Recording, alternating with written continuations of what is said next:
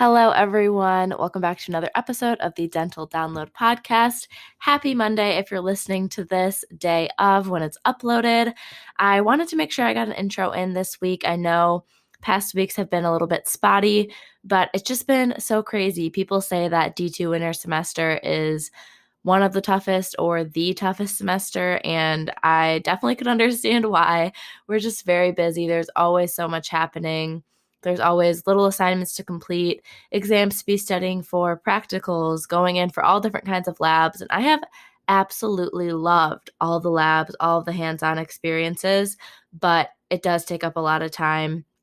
And it does make it harder for me to carve out the little bit of time over the weekend right before the episode goes up.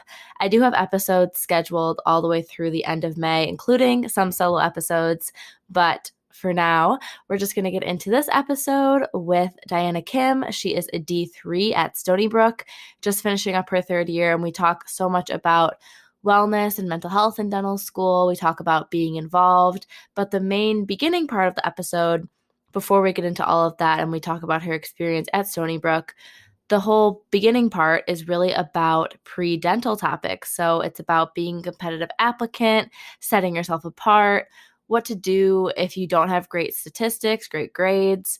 And also, I think one of the other really big things is, I guess just we talked about it, confidence. Confidence is so important, and it's really easy to fall into comparison, which is a topic that I've had episodes on in the past. And I think that Diana gives really great insight into being confident in your application, kind of selling your best self, and different ways you can approach an application cycle depending on your unique circumstances. So I do hope that you all enjoy this episode, and I will talk to you after.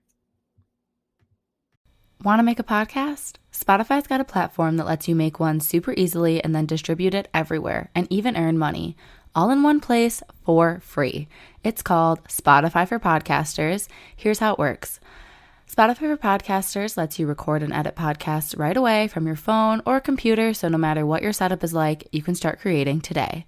Then you can distribute your podcast to Spotify, but also everywhere else podcasts are heard. Video podcasts are also available, and you can earn money in a variety of ways, including ads and podcast subscriptions. Did I mention it is totally free, no catch? I've been using Spotify for Podcasters since the very beginning of my show, and now we're nearing our 200th episode. So I can definitely say it's an easy platform, and I've really loved using it. So be sure to download the Spotify for Podcasters app or go to www.spotify.com/podcasters to get started.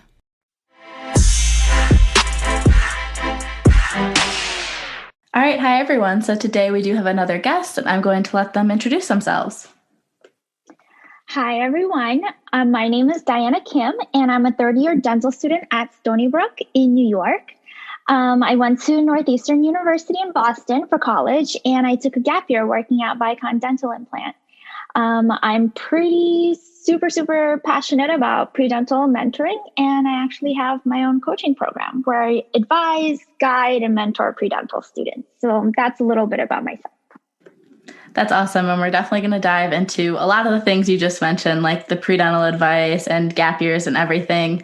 But one thing I thought we could start with is for people listening that are pre-dents and preparing their application for this coming cycle, what are some things that you think are really important to make their application stand out?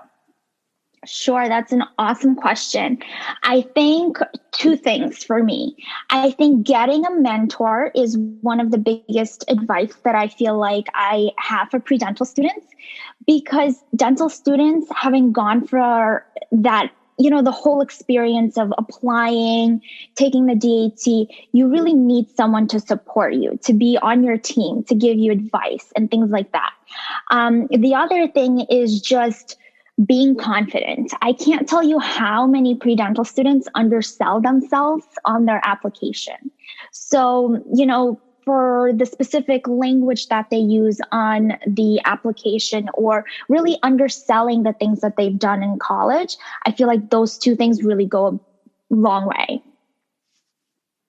Do you have any examples? Would you say it's like your adjective choice or leaving out certain experiences? What do you think is some mistakes people make?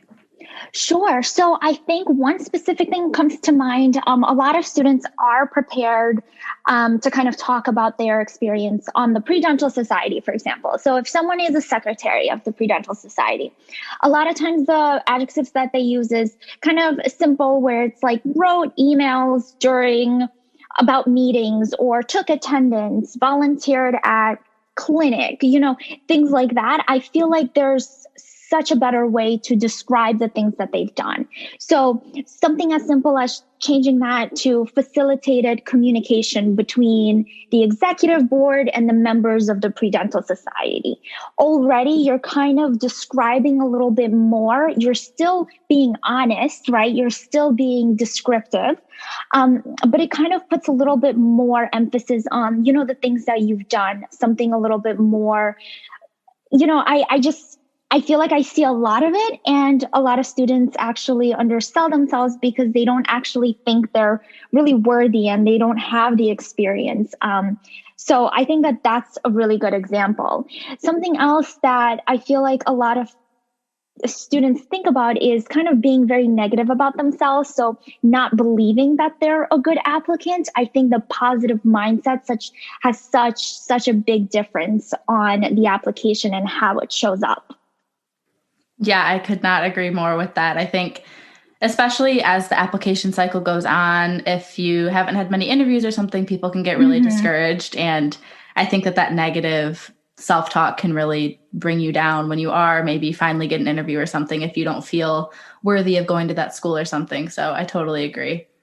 Absolutely. And I think, speaking to as many dental students as possible, because I'll be honest, I applied with 3 C's and a D, and I didn't have that high of a GPA, but sometimes when you share that information with other pre-dental students, they start to believe that they can get in the same way that, I, for example, was able to get in. I didn't have perfect grades. I didn't have a perfect DAT. So just talking to other dental students and allowing yourself to kind of be more flexible with the stats that you're going in with, and putting your best foot forward type of thing. So I always like to share that, not to, brag or anything, that I was still able to get in, but it's kind of inspirational, I'm hoping, because it took me a couple of, students that shared that experience with me to be able to get that confidence for myself.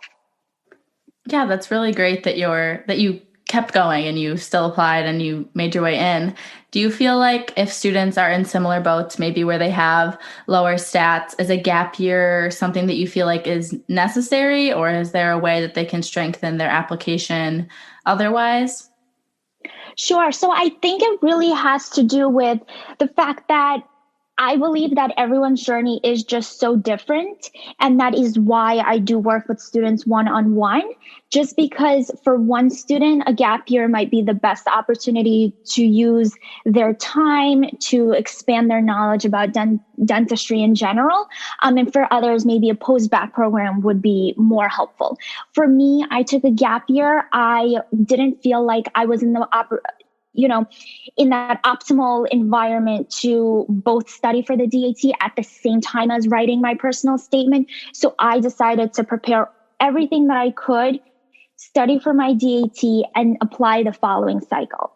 But I also had the opportunity to work at a really great dental implant office, where I feel like that year of that experience strengthened my application so much more that for me, it was worth it. So everyone is so different, but I think that doing a gap year gives you the time so that you're not as stressed out just diving into that application cycle, but you take your time to really hone in on your skills, get more information about dentistry, and more importantly, take your time and put intentional effort into all of the different things that you need to get done for your application. So I think the timing of it is key. And for everyone, it is so different. Yeah, I totally agree. I figured that would sort of be your answer. One other thing that you mentioned during talking about your gap year was working in the implant clinic. So that was a really Mhm. great clinical experience that you gained that helped you with your application and just in general with your dental journey. I know some people have questions or different opinions about clinical experience, shadowing experience, whether or not that should be with a general dentist or a specialist, Mhm. or if a certain amount should come from a certain category. What's your perspective on that? Sure, absolutely. So I think the trend right now is kind of this that schools are really looking for a recommended number of 100 hours with general dentistry. And that's just recommended. I know they have 40 required. I think that 100 hours would be a good amount. And I do think that it needs to be for a general dentist. In the clinic that I was at, we actually had general dentists placing implants. So I didn't have any issues, finding general dentists. But I do think that it's really important to have the general dentists during your shadowing hours, as well as, branching out to other specialties that you're interested in. But I do think that what they're looking for is the general dentistry. Yeah, I agree. That's the advice I give as well. At least have majority of your hours on your application come from a general dentist. But it is good to get exposure to different general dentist practices and specialties as well. But definitely training to become a general dentist. So that's what you want to Right. spend most of your time Absolutely. on. Yeah. So another thing I was wondering about when it comes to mentoring or for Mm-hmm. pre-dents, thinking about their application timeline, I guess, as an undergrad student, when do you think is a good time for a pre-dental student to work up to like work with a mentor or to start getting application advice? Do you think there's a certain time that's too early or maybe even too late? Sure. So I think that one of the things that I always like to mention is the role of the pre health college advisor, right? So I feel that, speaking with dental students and having a pre health advisor they fulfill two different roles for me. So you definitely need your pre-health college advisor to write your committee letter. You want them to know how passionate you are about dentistry. But because most of the time those counselors, advisors haven't gone through dental school, and that's not to say that's the case for everyone, but for my pre-health advisor, for example, they didn't go through dental school. So they didn't apply through that whole process. So I find that both roles are really important and they serve different purposes, if that makes sense. So you can always start as early as first, second year, whenever you're trying to transition into this pre-dental journey.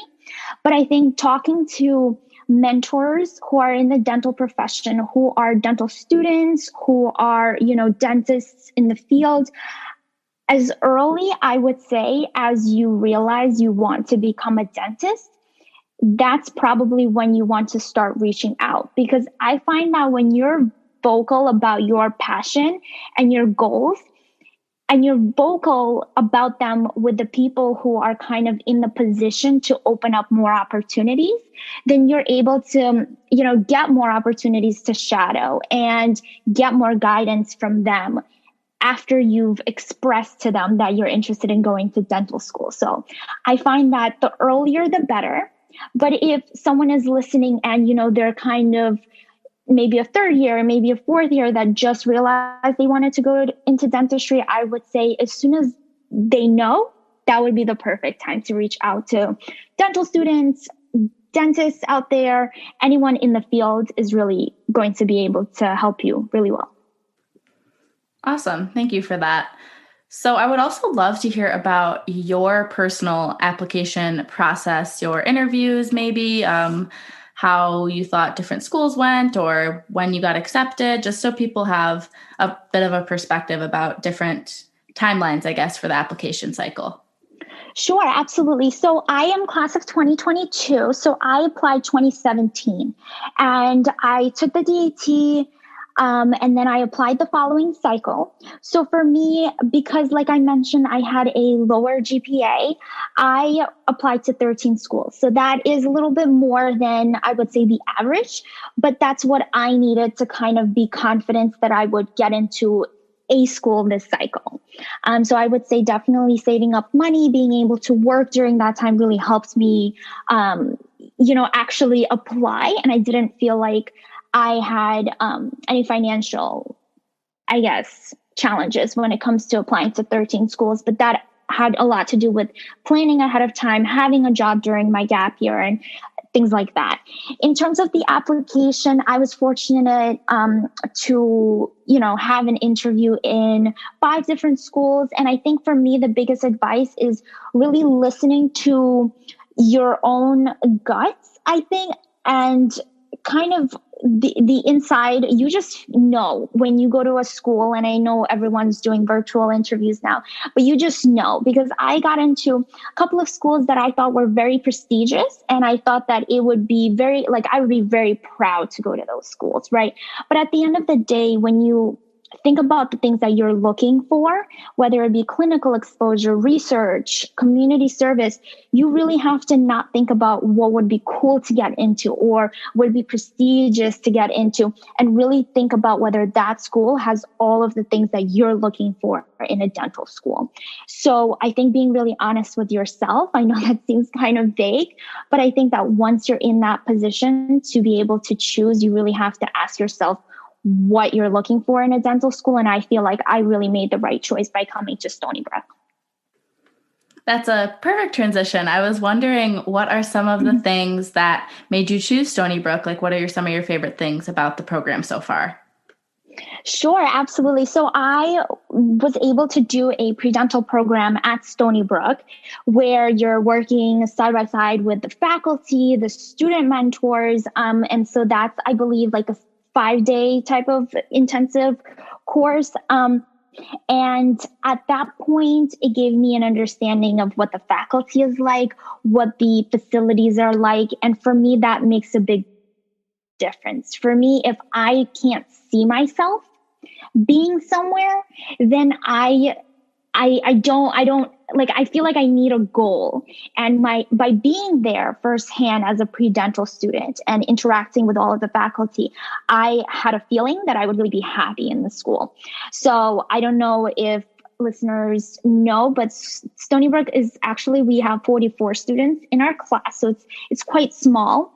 And I do really, really like that. It gives me an opportunity to enjoy the things that I like to do. So I'm very involved with extracurricular activities. So there's plenty of activities, organizations, executive board positions to go around with such a small school.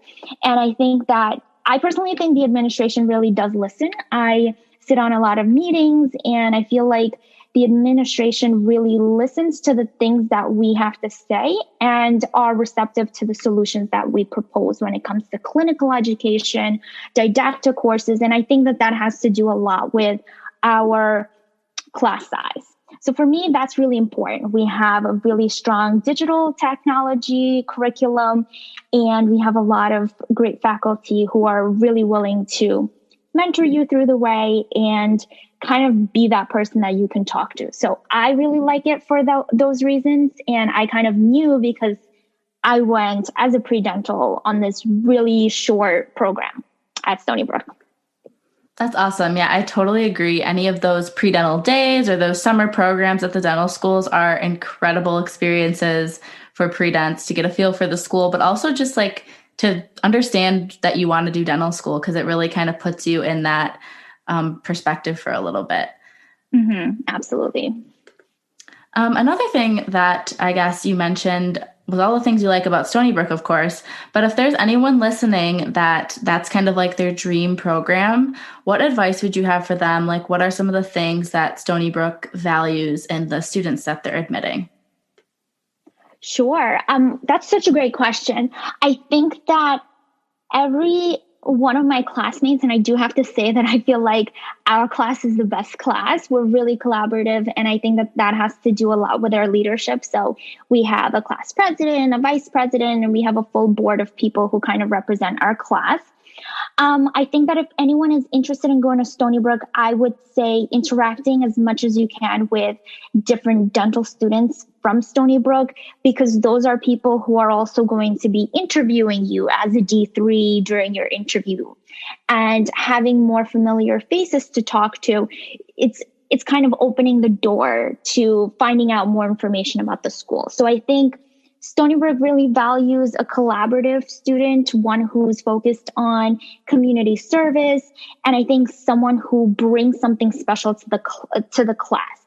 So I can think of several students who are really involved with research, for example. I know several students who are out of state and have experience with a postbac program. So I think that our class has a little bit of every kind of applicant.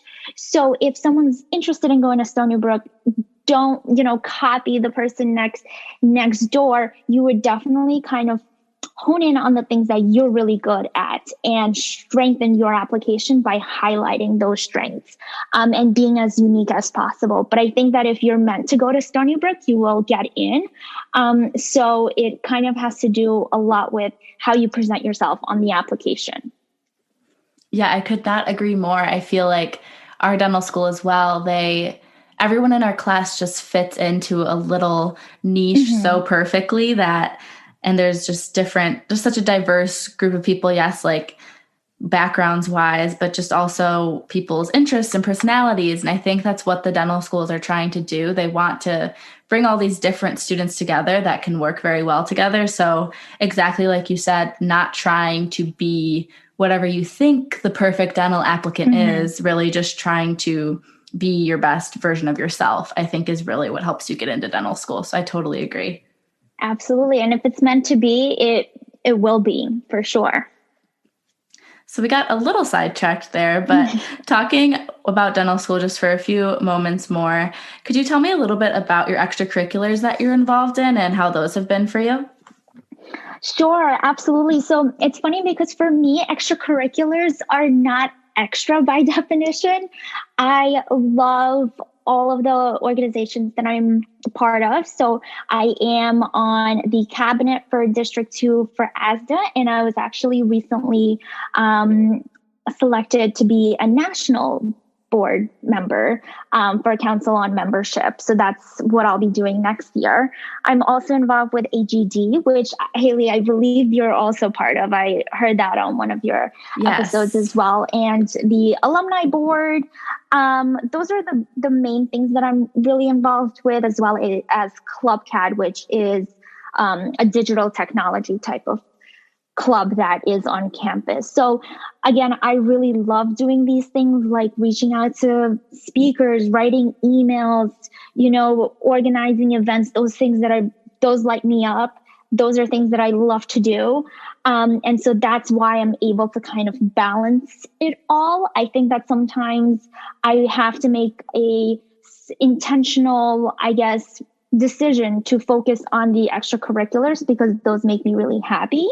And then, of course, during those times, I may not study as much for an exam, but for me, if I can see myself, doing an event that I feel like can serve so many different dental students, and it gives me a chance to network with other dentists, speakers, and things like that, for me, it's worth all the time that I put in, instead of studying for that one quiz that's worth like 5%, So for me, extracurricular is not extra. I spend a lot of time doing that, and I love the leadership skills that I've been able to learn through all of these organizations in very different ways.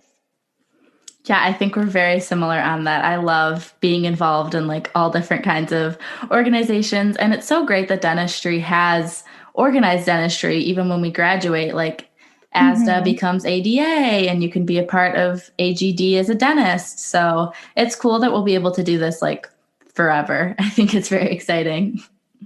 Absolutely. And I'm just glad that, our school has the opportunity for me to pursue the things that I want to.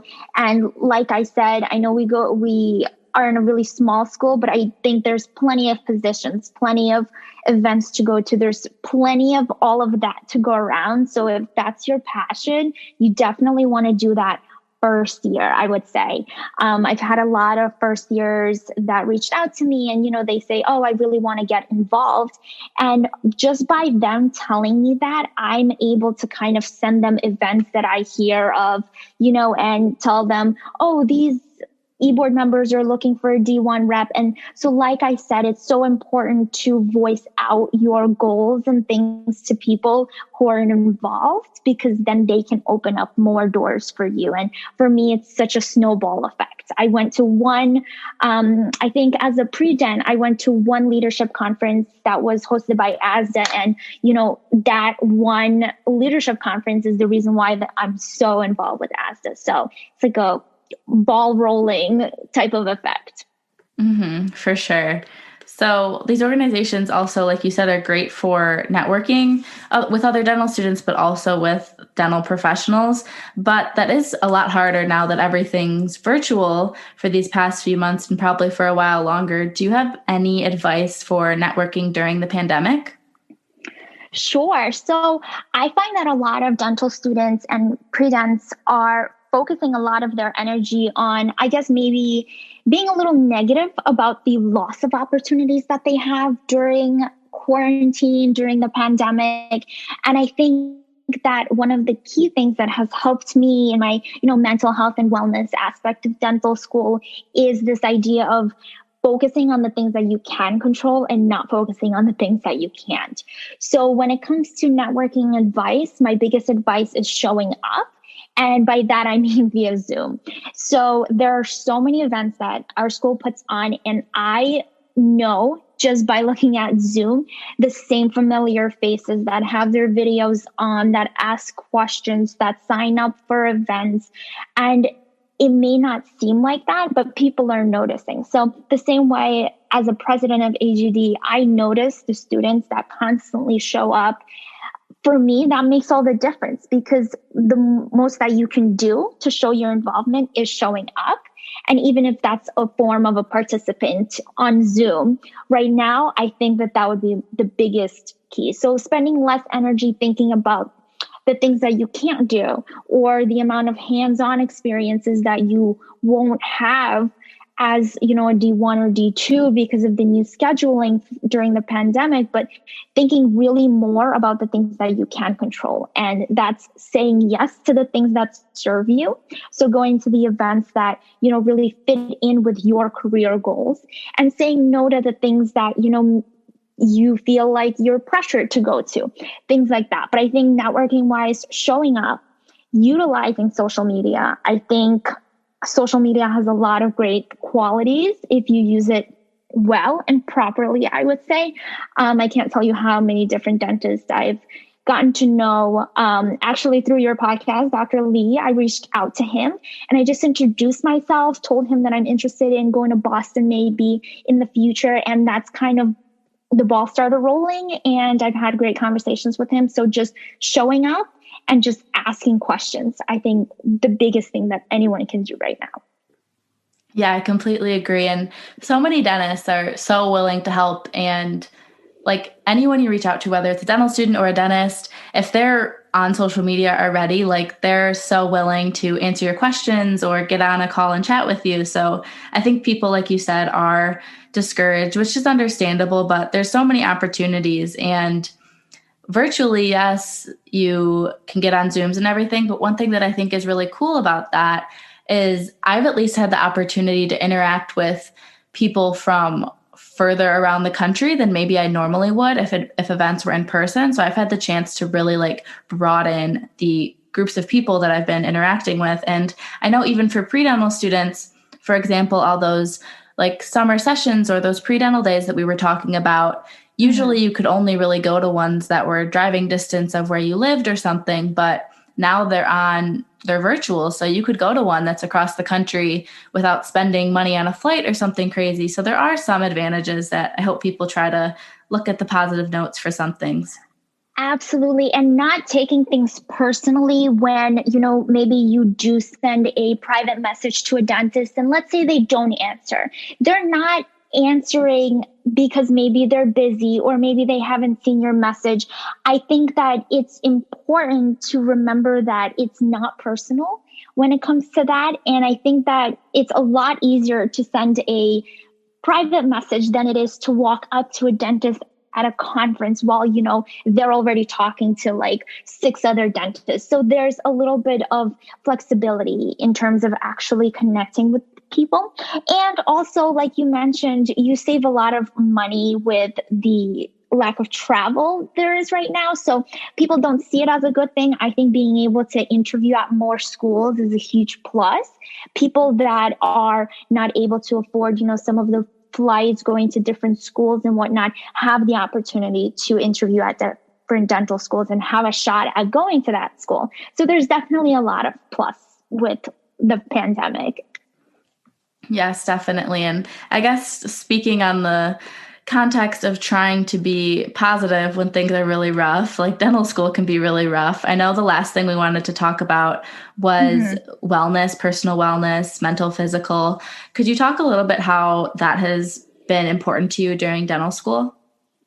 Absolutely. I love talking about this because this is a journey for me. It's one that I'm going through right now. And I think that being able to reflect on it, share my story, and kind of hopefully inspire others is just the most that I can do. And it makes me really happy to do so. So I started out my first 2 years of dental school. I feel like dental school, although great moments, overall, I felt very stressed, very anxious, very burnt out. And I felt like the first 2 years, I don't know if you know what I mean, but it's kind of like you're on autopilot and you're studying because you feel like you have to. You feel like you have to stay busy. And if you are not studying, then you're like supposed to be studying. This constant state of being in this sympathetic state that people talk about. So first 2 years, I kind of felt like I neglected my nutrition. So I used to eat out a lot because I wanted to maximize my studying. Physical health, I didn't work out as much. I didn't stretch as much as I did and didn't really focus on my sleep as well. So that was kind of the first two years, and it flew by. This state of not really being present, not feeling like you have a lot of control of, what's happening. Like you're just kind of like zooming through life and letting it go by. So more importantly, which I definitely wanted to talk about, is this idea that I feel like I neglected my spinal health. So I know that, for those that are starting SimLab right now, I'm guilty of not using indirect vision and rushing through projects. And now I have back and neck pain at age 26. So at the beginning of quarantine, I actually want to give a shout out to Dr. Bridget, which is this inspiring individual who's a dentist. She graduated at NYU. And I came across her page where during quarantine, she shared weekly talks through IG Live with her wellness coach. And she talked a lot about some things that resonated with me. Things like managing stress, being a perfectionist, prioritizing yourself, not people pleasing, and really focusing on her own health journey. So that's part of her story. I definitely encourage everyone to kind of look into her, read about her, and long story short, now I work with her wellness coach. And so I realized that one semester, one project of being over your mannequin and not following proper ergonomics doesn't make you feel like you're doing anything bad.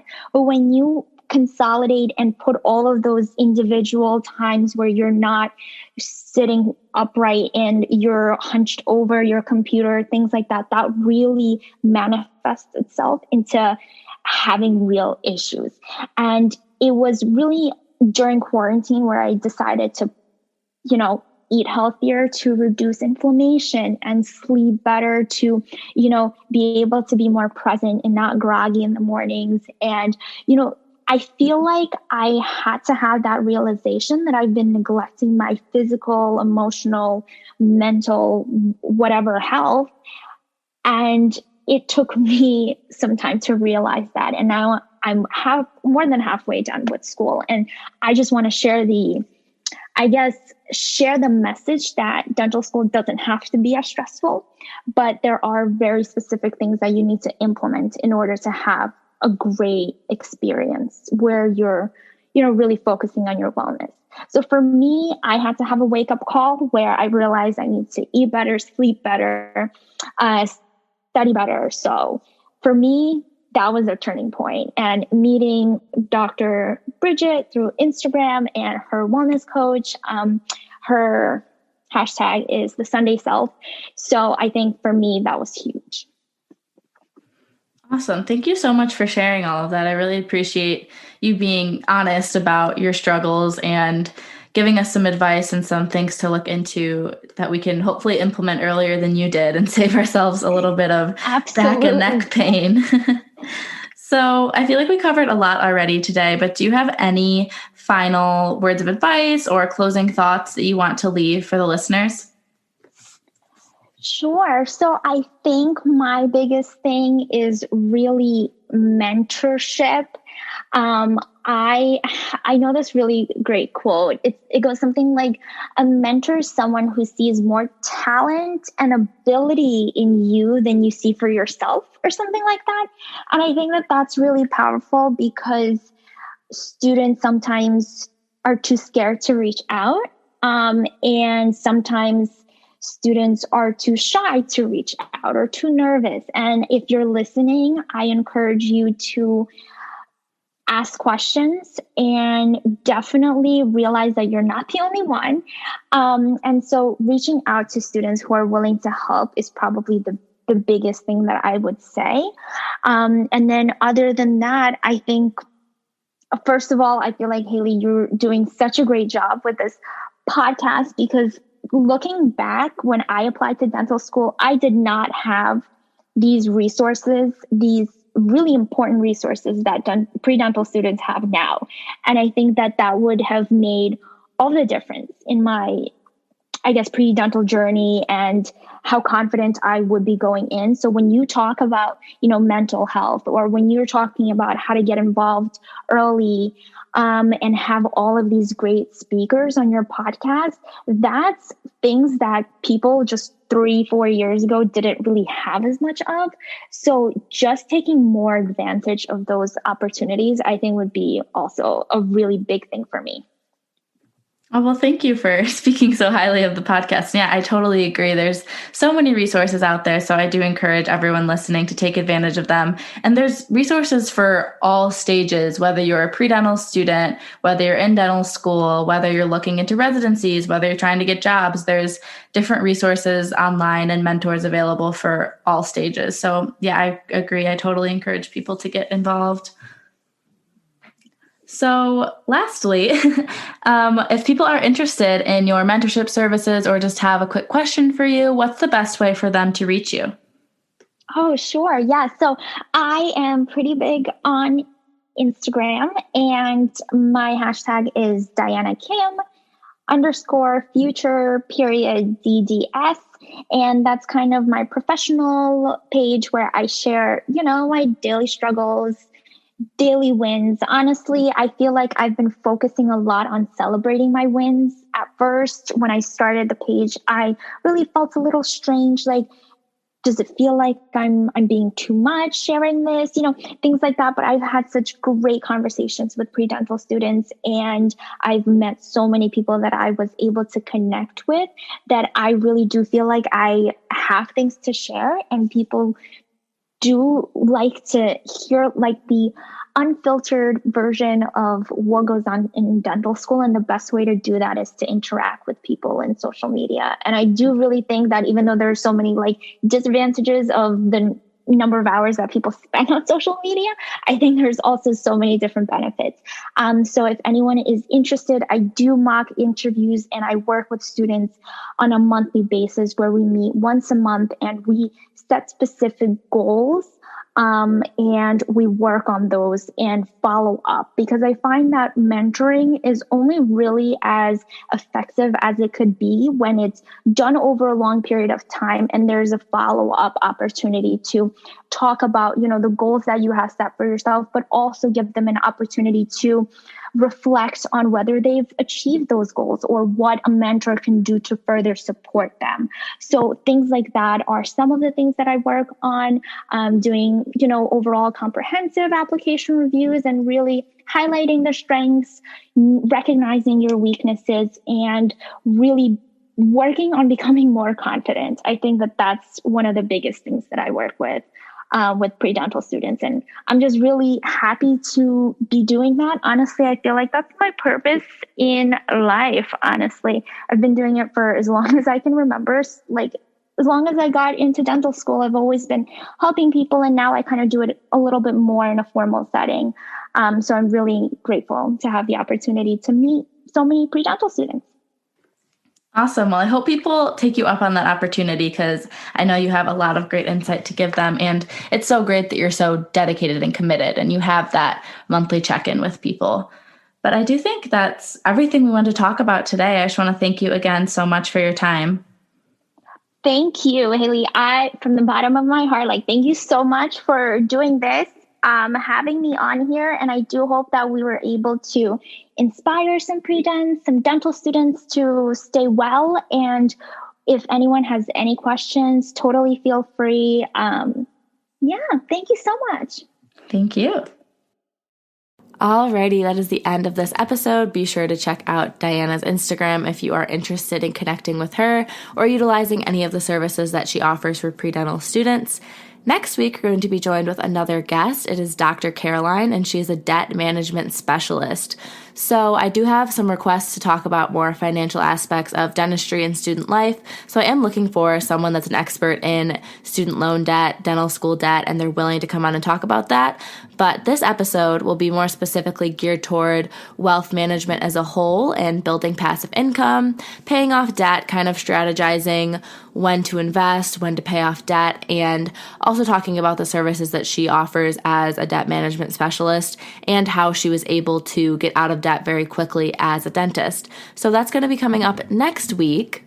And lastly, I did just want to plug for our Facebook group, Dental Download Facebook group. There is a group me going for applicants of this current cycle coming up in June. And there is also a group me for people that are taking their DAT this summer or soon. And then in general, it's just a forum for you to post questions, get answers, introduce yourself, connect if you're on a little dental Instagram page or something. If you want to share your page and get more followers, it's a platform to do that. And actual last thing is a reminder that the giveaway that I'm doing for 3,000 subscribers over on YouTube is currently live. That ends on the night of April 3rd. I'm going to pick the winner that evening. So make sure you go ahead and enter. You enter through YouTube by commenting your Instagram username on the YouTube video. That way I can message you on Instagram and send you a thank you. Also be sure to follow my own Instagram at HaleySchultz_YT, because I'm also going to be doing a giveaway on there after I hit 2,000 subscribers on Instagram. And of course, you already know the podcast, specifically this community, what you're listening to, our Instagram is just at Dental Download Podcast, if you didn't know that. So thank you so much for listening to this episode, and I will talk to you next Monday.